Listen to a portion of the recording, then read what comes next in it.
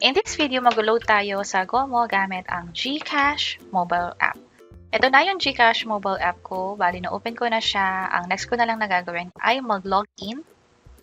Pwedeng gamitin yung fingerprint or yung MPIN.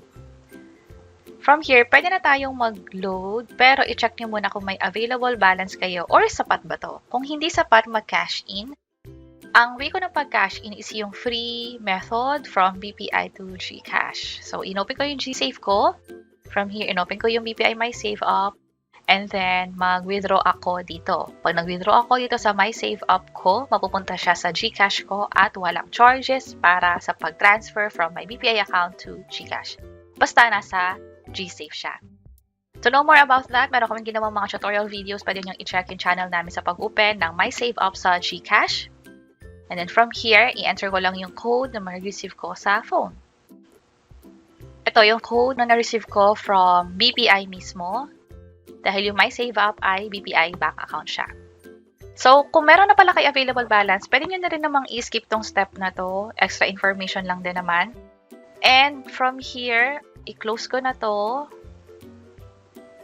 At meron na akong enough na balance eh. Ang ilo-load ko kasi is yung $3.99 nila. Dito sa load, bali inopen ko na siya.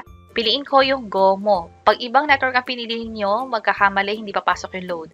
I-enter ko lang dito yung cellphone number. I-click na yung next. I-double check kung tama yung phone number. Tama naman. Ito yung mga available offers nila in GCash. Ang pipiliin ko is yung no expiry data. Tumatagal na kasi sa akin to ng for 1 year or matagal pa. Depende. So, pag binili ko to, naka-check na siya. Click itong buy now. And ito, sakto, $3.99. Walang dagdag, walang bawas, sakto lang. Pay ko na tong amount na to. At automatically na load na siya dito. Meron din tayong chance for the lucky load. By the time na pinapanood nyo itong video na to, possible iba na yung option. So, i-check nyo lang kung may mga promos around sa pag-load dito gamit yung GCash na mobile app. At ito naman yung GoMo mobile app. Bali, na-open ko na siya. Ito yung existing kong data. Dapat madagdagan na to dahil sa niload nating $399.